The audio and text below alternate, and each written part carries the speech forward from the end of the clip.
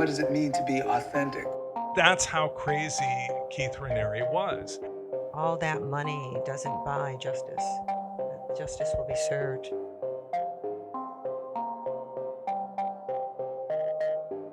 Hi, and welcome to another episode of NXIVM on Trial. I am Casey Seiler, the editor of the Albany Times-Union.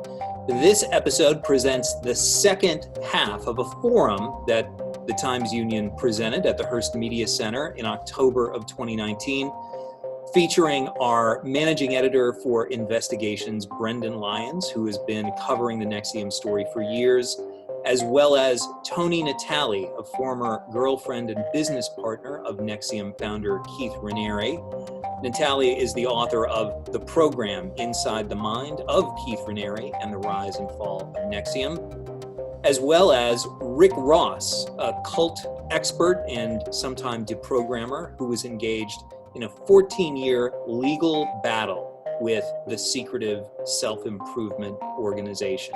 The first part of this discussion ended with Ross discussing his fear that he had almost been pulled into an email entrapment scheme by the organization, and the role played by Clare Bronfman, the Seagram's heiress, who was a major funder of NXIVM and who took a guilty plea as part of the federal prosecution of Raniere and other members of the group. The first part of this discussion can be listened to on a previous episode of NXIVM on Trial. We hope you enjoy it.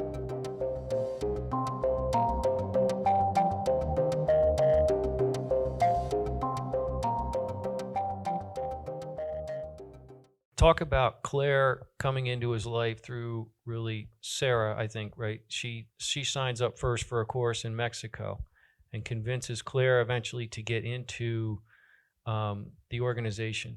How does that change the game for Keith Raniere to have someone with that amount of assets and who falls under his spell, it seems, pretty quickly and through the end as well, notably not a government witness in this case? Well, I think he realizes that, as they do in Scientology, terrorism by litigation is your best form to destroy someone that they deem to be a detractor. My bankruptcy was 8.5 years, 2 federal investigations, then the computer trespassing charges, the civil case, the case in Washington State that Mr. Grigo represented me in. I mean, it was just this, as long as you don't care what the outcome is. So if I sue you and I don't care whether I win or lose, you still have to defend yourself. So when you have that kind of money behind you, and I think Keith always has to cause a distraction. So what he does with his people is look over here and has them all looking at Rick's the bad guy, I'm the bad guy, all these people that are doing wrong. So it allows him to do what he wants to do behind the scenes. And as long as he had that core group of enablers that maybe didn't know everything, but knew enough to allow him to take that next step, he was able to continue to do that. And I think it was Joe O'Hara who had outlined his legal strategy many, many years ago and explained it to them and said, this is what they do, right? They fight you, Right. Mike, on discovery, on everything. Every step of the litigation becomes warfare, drawn out, detailed, expensive litigation. And like you said, it wears people down. Sure. Yeah. In fact, at one time I was in communications, someone from Scientology communicated with me and acknowledged that they had explained how Scientology litigates to Keith Raniere. And so that was his underlying strategy, was to wear you out because you had to keep spending money to defend yourself. And then you would go bankrupt, or in my case, I was fortunate to have, a lot of pro bono lawyers who were willing to help me because of First Amendment issues. But other people who were being sued at various points were not that fortunate and were bankrupted by litigation. And to just explain it, these Bronfman sisters had hundreds of millions of dollars. The Bronfman fortune at one point was somewhere in the neighborhood of 5 or 6 billion. Until one of the Bronfmans, Edgar Bronfman Jr., lost about half of it. In fact, they used to call him the piñata. They would say, hit him with a stick and money comes out. And so the Bronfman girls who lived here in the Albany area, one of them bought a beautiful equestrian mansion with stables and a wine room and everything. They were an endless flow of money, over 100 million, according to many reports. And this was a litigation machine. Think of it. You're a lawyer and you're not very ethical. I would premise that. And I think the overwhelming majority of lawyers, there would be many lawyers who would quit Keith Raniere. They would say, we're done with you. You're not ethical. You're not a good client. We don't want to be involved with you. And there were different legal teams, firms that I would see head for the door and walk away from him. But there were significant lawyers who were billing $800 an hour, $500 an hour. I remember one lawyer had his son on the team and he was getting $500 an hour. And I'd sit there and think, how many thousands of dollars are being paid every hour we're here? And these lawyers didn't care that he was using litigation improperly, and they would just collect for their billable hours.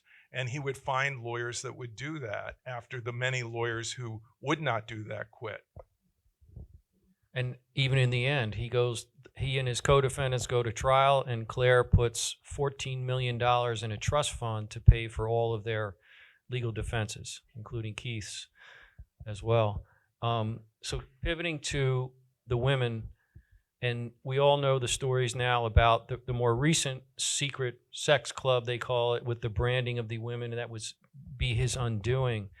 You saw signs of this early on, do you think, of the way he would surround himself with women, control them, maybe use them against, it seemed that each one carried a secret in some respects. And what are the similarities that you see between DOS, the group that he formed, and his relationships with women through the 90s, especially in the 2000s? I don't really see any similarity in DOS and the 90s women. I think that what Keith did was he experimented and then he escalated. Mm-hmm. So it's just my understanding that a psychopath will escalate. So how much can he get away with? And if he got away with this, how much what's his next step? And then finding the people that are willing to go along with that. My line in the sand was my line in the sand. I went through the first pilot program of Executive Success Program, and at the end of it, I went, yeah, no, I need to get out of here. Never thinking that I had to implode my life or that it would be imploded in order for me to get away, and that 20 years later, I'd be sitting here talking to all of you. But he found people that he could motivate in a direction that he wanted them to get in.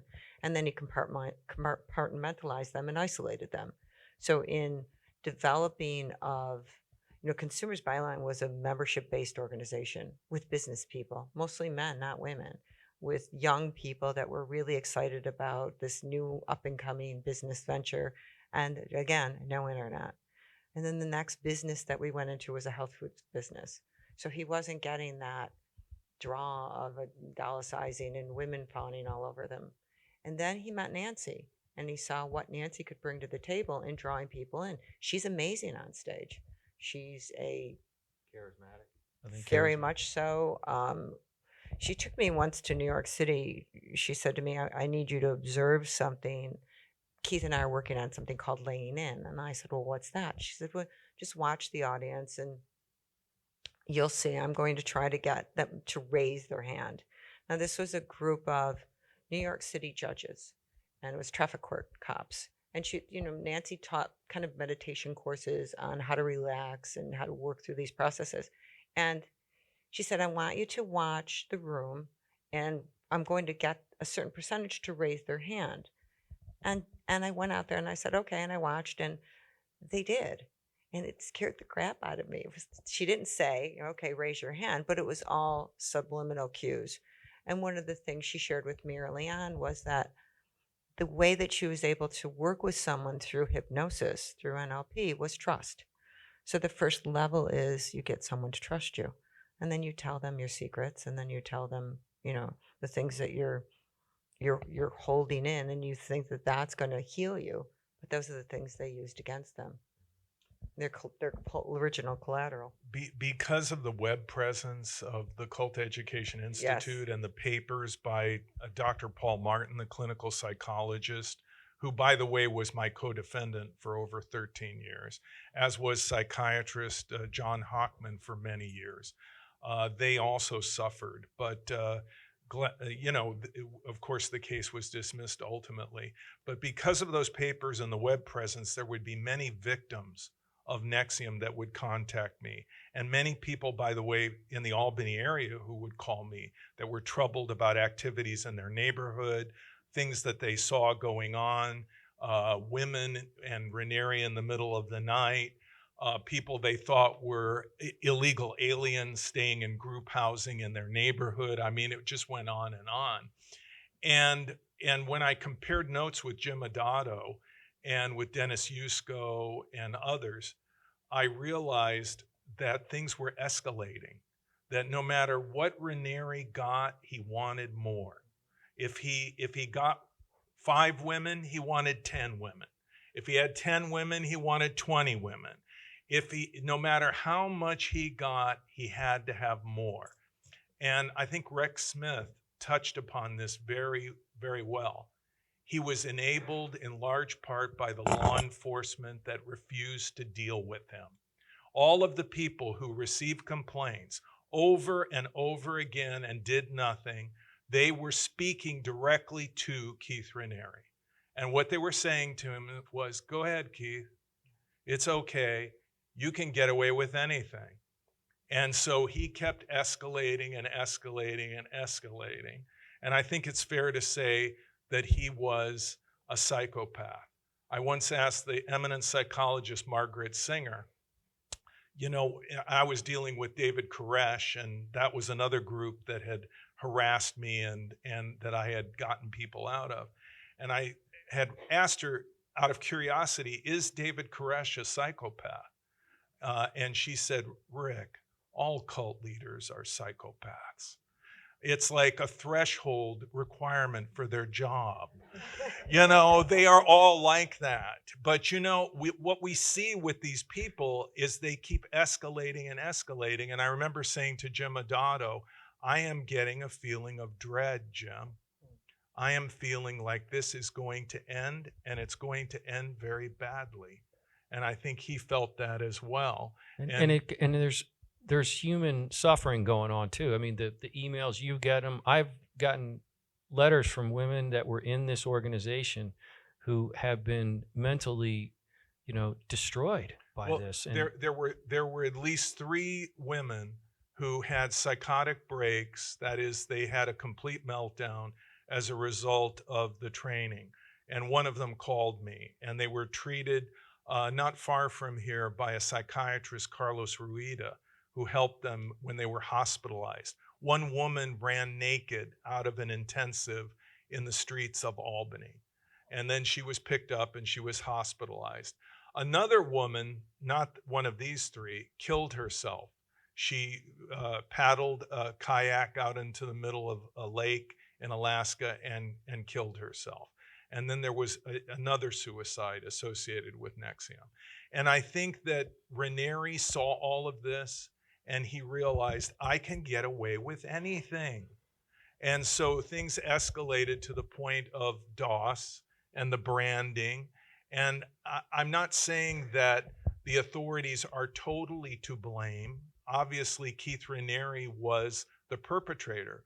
But the fact that they ignored so many warnings, as Rex Smith said, and they did not heed those warnings, they enabled him. And of course, you're not going to see me crying for Clare Bronfman when she's sentenced in January. I mean, I know she was victimized by Keith Raniere, and I know she might be down to her last 100 million, the poor thing. But I think that she was enabler number 1. She funneled money to that man no matter what, and no matter what she read, no matter what happened. And the only good thing I can say about the Bronfmans, because I was in touch with Edgar Bronfman through intermediaries, is I am so glad that he died before his daughter was arrested and Keith Raniere was arrested so that he did not have to go through the pain of all of this. And I also want to point out that the Suttons, Rochelle and Morris Sutton, very fine people, and I was able to get two of their adult children out of NXIVM and a son-in-law. Michael I was not able to get out, as Brendan talked about. They also were my co-defendants, and Stephanie Franco, for over 13 years. During that litigation, they both died from cancer, and they were never able to see the end of this. And I just want to say that they were wonderful people and that they did something very brave, that their son Michael went through a period of estrangement and that they were deeply grieved by what happened to their family, but they persevered. And I think if they were alive right now to see what has happened as a result of that perseverance and that hard road that they went through, and I can remember how hard it was for them, they would feel it was worth it, that they were right, that Keith Raniere was a very evil man. So I'm going to switch a little. Some of you, when you registered, you provided us with some questions, and we'll try to get to some of these. So Toni, somebody asked, what have you needed to do to heal from this experience? I think first and foremost, I needed to see the legal system work as it was supposed to. Work as it should, not terrorism by litigation, but to litigate, prosecute, and put away the people that have been terrorizing people like us unfortunately, for decades. And to see that wrong, be written and write this book. It's part of the healing process. It starts the healing process. I call it the bones of the book. When the federal government asked me for my information, they said, "Hey, we hear you have a few things." I'm like, "You think?" My mom, who gives me parking spots and watches over me, saved everything. I mean, everything. When she got sick and I was moving my parents out of their home, she was yelling at the boxes that I was going to toss away because you're moving, they're sick, and there's a lot going on. Don't throw those away. And when the time finally came that the right people that were actually going to do something to stop this very litigious, dangerous group came, I started pulling out those boxes and going through those documents. And it took me about 3 months of processing to give them this information. It was looking at notes that she wrote that said, "This is important, look at this, this is a lie," and letters that she sent to judges and reporters and anyone that would listen to, why won't they leave us alone? Why won't they stop? So in putting that together, it put together the basics, the bones for the book. And I've been told over the decades, you should write a book. You should write a book. And I would say, well, there has to be an ending. And now that he's in jail, there's an ending there and part of it. So it's time to start the healing process with that.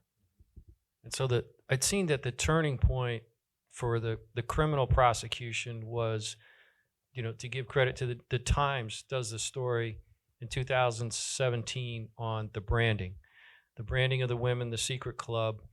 And that is, it followed years of reports and stories of similar misconduct, sometimes even more egregious misconduct, I would say. And the U.S. Attorney's Office in Albany, somebody who used to work there acknowledged to me at one time that they said, we dropped the ball. We should have put a team on this, and we didn't.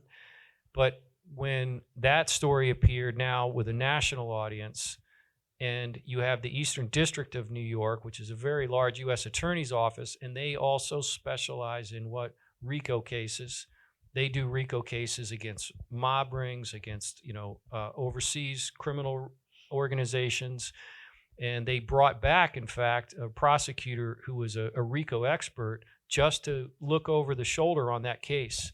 And they built that airtight case. And it was, as federal prosecutions go, Mike, you might agree with this, I think it was very swift from investigation opening to indictment months later to superseding indictment down the road trial, and none of the witnesses that we all thought might testify even testified. They didn't call Clare Bronfman, they didn't call Nancy Salzman to the stand.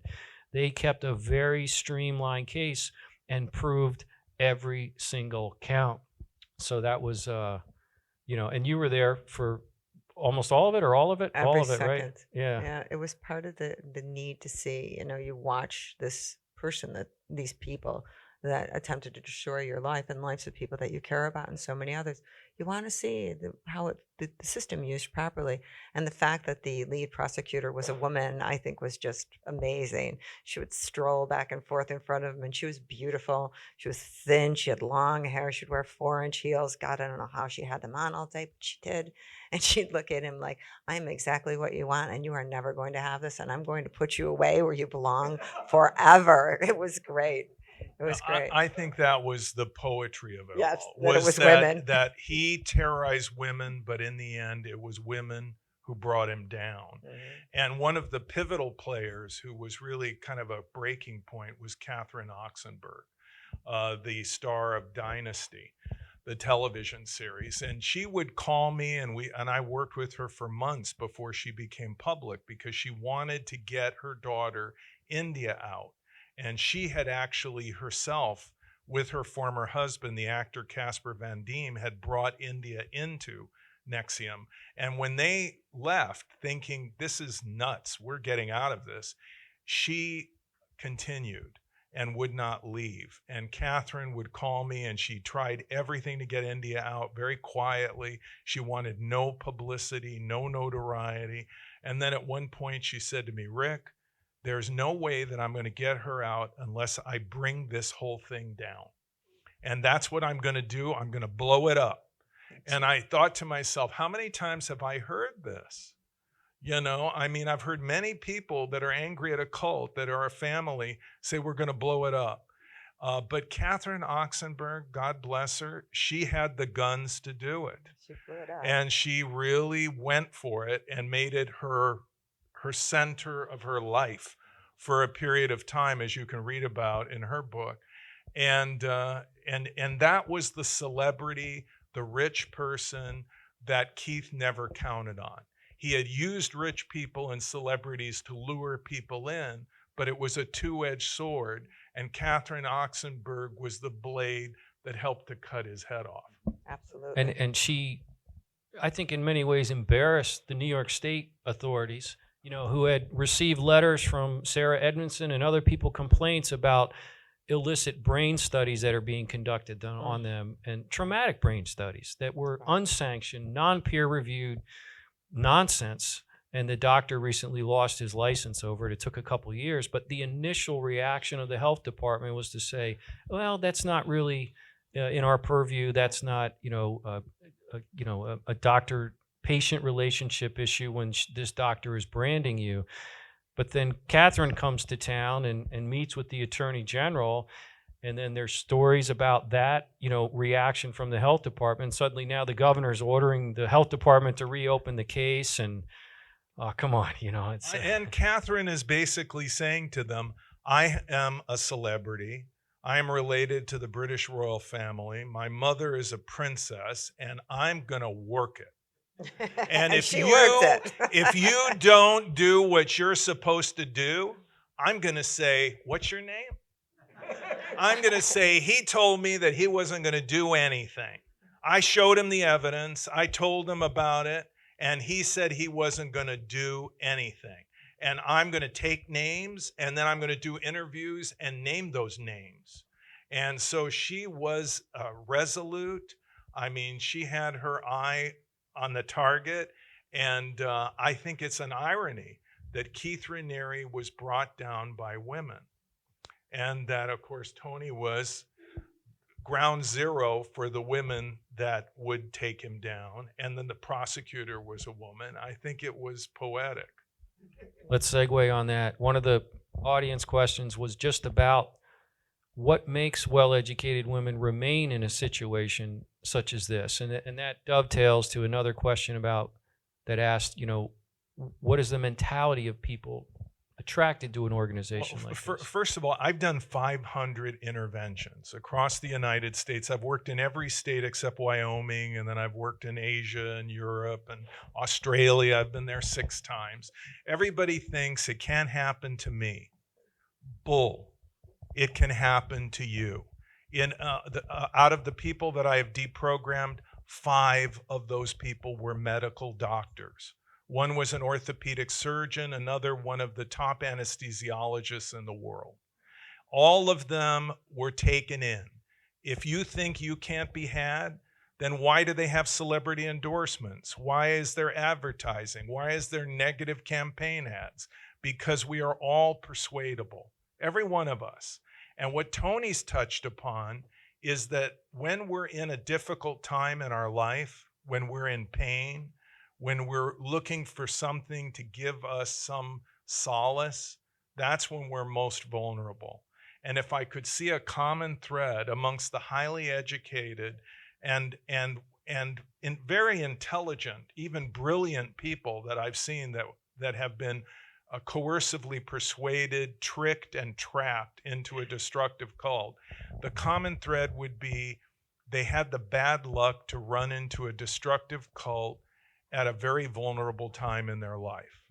And the person who was bringing them in was very likely a coworker, a friend, a family member. That's how the Sutton children were recruited. First Michael, then he got his sister, then he got his brother, then he got his brother-in-law. He even got his parents to go. Edgar Bronfman did some NXIVM ESP training. So it's somebody you know, somebody you trust, somebody you maybe even love, who's saying, hey, this is great. And in fact, they are a true believer. They have been tricked. And another thing, people like Keith Raniere are inherently deceptive. They don't say to you, hi, I'm a cult leader. I would really like to brainwash you and make you my slave. And maybe even sex slave if you're lucky. No, that is not the way they come on. Instead, he would come on like this very humble, little scholarly, quiet person. Monk-like. Yeah, monk-like, and hardly the celibate. I mean, but as Toni writes in detail in her book, but I think that he would come across as this very humble, this very nice guy. And the only way that you could see the wolf in sheep's clothing is if you disagreed with him. And I saw it. I was in court-ordered mediation with him, and he started preaching at me about his philosophy. And I said to him, you know what, Keith, I'm not here for your philosophy. I don't even care about your philosophy. I am here to settle a lawsuit. And I could see his lawyers going, yeah, I mean, that's it. And so then he started getting red-faced because I had the audacity not to just sit there as a supplicant and student in submission to him. And so the only way that you would see the dark side is if you disagreed with him, you pointed out something he did that was wrong because he could never admit that. So don't think that the smartest people, the most talented people, as this group proved by the people that came here to Albany, who were wealthy, who were highly educated, who were at the top of their game, and they ended up under his thumb. And it's because we are all vulnerable, and there are predatory people out there, and we need to just look for them and be aware that they're there. And so you may be thinking, well, what about the people who left? Wouldn't they blow the whistle? Wouldn't they come out and tell everybody this is nonsense? So look at the case of Stephanie Franco, who is a member of the Sutton family, right? Yeah. Stephanie pretty much blows the whistle, but when she signs the credit card receipt for her class that she's taking with NXIVM, she fails to note the small print about her being prohibited from talking about the information, from sharing the information with anyone. She did relay the information, didn't even know about that confidentiality clause until it was too late. They came after her. So that was always our biggest hurdle. We could find NXIVM defectors, but they were scared to death of going through what you guys were made to go through, because that sent a strong message. You do this, and we're going to get you. But let me just say that NXIVM v. Sutton, if you Google it, NXIVM v. Ross or NXIVM v. Sutton is a pivotal legal decision made by the New York Second Circuit Court, which is that even with a non-disclosure agreement, a confidentiality agreement, if something is published in the public interest, it effectively trumps the non-disclosure agreement. So Fair use. So Keith Raniere, ironically, does have a legacy. And his legacy is that he expanded the First Amendment through NXIVM v. Sutton to give journalists like Brendan and the Albany Times-Union a little bit more leeway to help get information from people that have signed such agreements. But so many people were afraid to come forward because they knew what was going to happen. I mean, this subtlety that's expressed if you try to leave or you're going to leave. People did leave and go quietly into the night, some. And anyone else that spoke out was obliterated. I mean, that was just status. That's NXIVM 101. You leave and now we're going to destroy your life.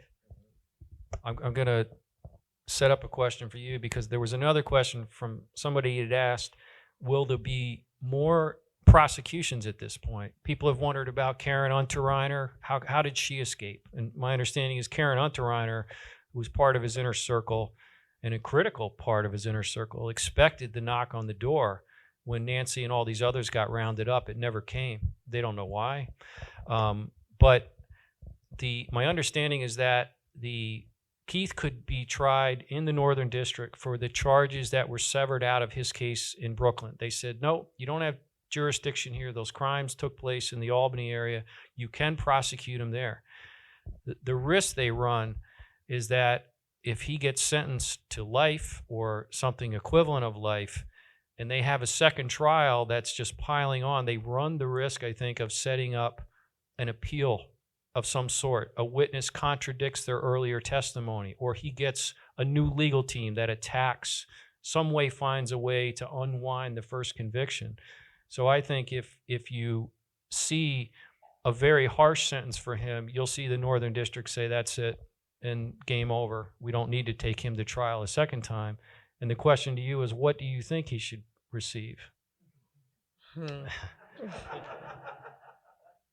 Baba. I think that so it's a little two-sided question. I think our legal system, as far as prosecuting people, is barbaric. What we do to people that are charged with white-collar crime and putting them in prisons with people that rape and murder is wrong. There's no way for someone to rehabilitate in a situation like that. And yet I think there's people like Keith Raniere that need to be put away forever. He's a danger to society. So whatever it takes to get him to the point where he never sees daylight again, I really think that's what needs to be done. I think, judging by the judge's demeanor toward him during trial, I think Keith is going to face a hefty penalty.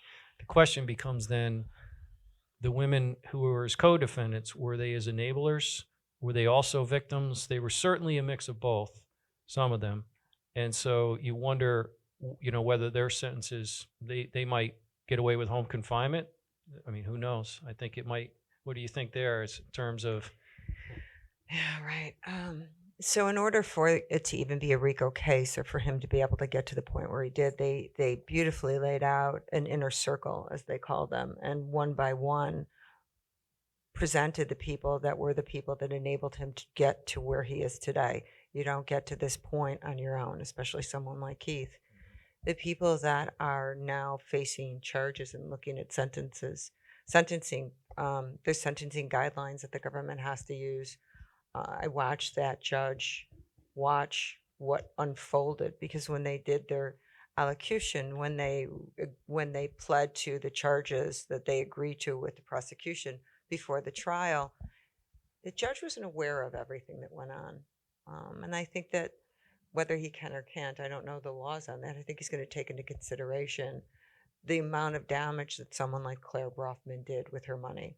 the amount of damage that Nancy Salzman did with her way of manipulating and drawing people in, even her own daughter. I mean, Well, they said that the jurors were emotional at times, and the judge, there was an attorney who was in the courtroom, and said to me that when one of the young Mexican girls who'd been abused by him was testifying, that it appeared to them that the judge actually wiped a tear off his eye. You know, it's just it was heart-wrenching. It was more emotional than I ever expected it to be, and hearing things that were going on like in a parallel universe. So while he's suing me, suing my family, doing all these horrendous things to myself, to Rick, to anyone else that would he deemed as a detractor, you're in a parallel world where you're realizing that at the same time he's locking a girl in a room for 2 years. He has this harem of women that he has them all convinced that this was during his celibate monk phase. So while the inner circle knew what was going on and they were all having relationships, they helped to build that facade that he was a renunciant and that everything he said should be believed. So he was building this force that was just, it was unbelievable to the extent that he went to destroy people. The box that they fought so hard for in court, I think the discovery number was 204, was a box that was found in Nancy's house. George Hearst had his file in there. Anyone that they saw as an enemy, they did a full dossier on. So the amount of time and energy that was put into all of this was frightening. I think the one person I have the most sympathy for is Lauren Salzman. Okay. Lauren Salzman, her mother brought her into this cult when she was barely out of high school and college. I mean, this was her mother's idea. She brought her in, and Lauren Salzman spent years believing somehow that Keith Raniere loved her, that they would have a child together. And she was played and victimized, and she victimized others. She could be cruel.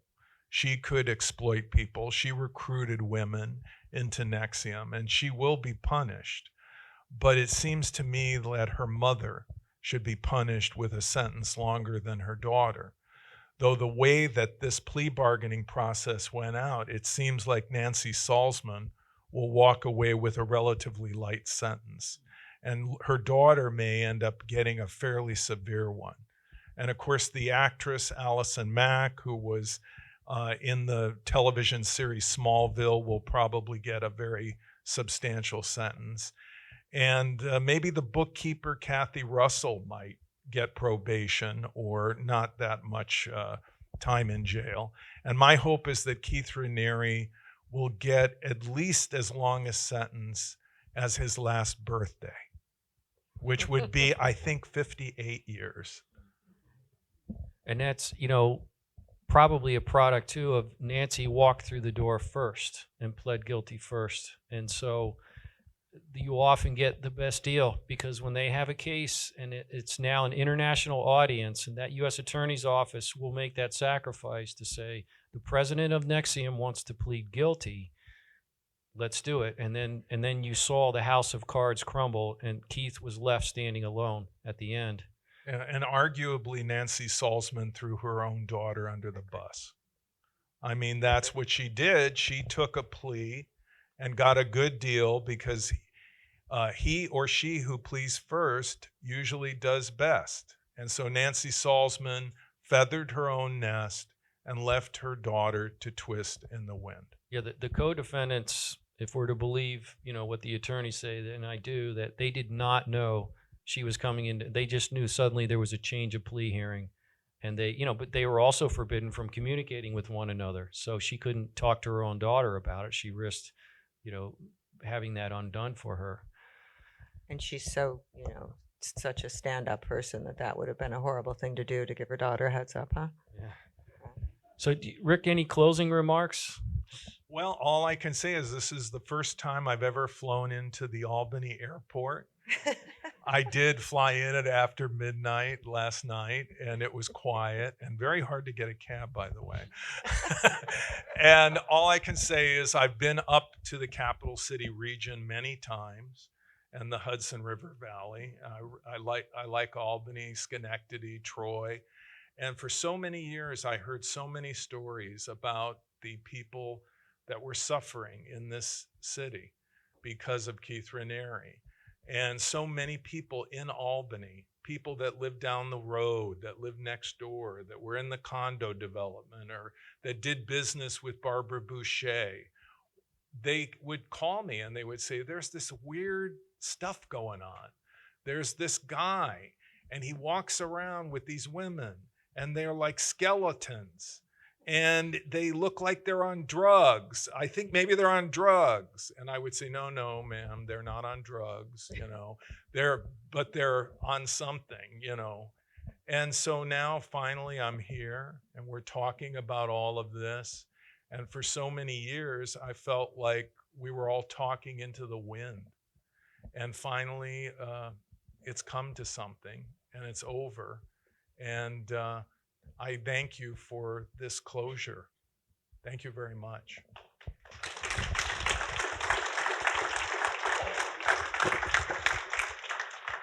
Anything? Me? No, never.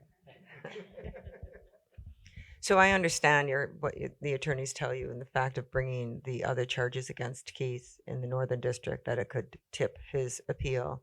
But I do honestly believe that they've done a lot of other things here, that the Northern District, it's time for them to step up and take a look at what the things that they missed and do something to clean up some of the politics and some of the political things that went on to allow people to be persecuted and lives destroyed while they kind of turn a blind eye to that.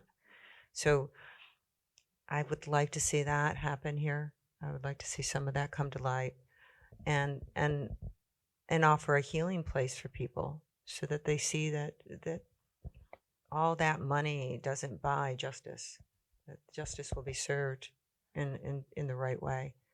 And it's thanking everyone, thanking the media has not, had not been for the brave men and women that would relentlessly speak out under threat of being sued and stalked and harassed and pushed off boats, we would not be here. So it's not a one person that did this. It was collectively a group of people, and finally a perfect storm that happened that pushed him to the point where he was his detriment to himself, and he destroyed himself at the end. Thank you. Well, all right, Toni. So I wanted to thank, of course, both our guests. I set up Rick's flight from Tucson, and when I booked it, I had to wipe a tear away as I looked at how many times he had to change planes, and it even, I think, rolled over into a different day. So thank you so much for making that trip. And Toni, thank you so much. We've talked with Toni and known Toni at the Times Union for many years, and she had a mutual interest in the truth, as did Rick. And sometimes your reporting and the reporting of my colleagues, it's based on the strength and the credibility of your sources. And it's not a story that's over. We'll continue to cover it. I still drive by their houses once in a while. If you wonder, they're just sitting there, they're empty. And at some point, the government's going to take them. And hopefully some of those funds will go to the victims who deserve, I think, some compensation for what they were put through, certainly. And thank you all for coming out to our forum. It's a great way for us to kind of get together with the community to talk about cases like this and stories that we work on and hear your thoughts and give you another glimpse of the sources without us whittling their comments down to 3 sentences. So thanks again, guys. Thank you, everyone.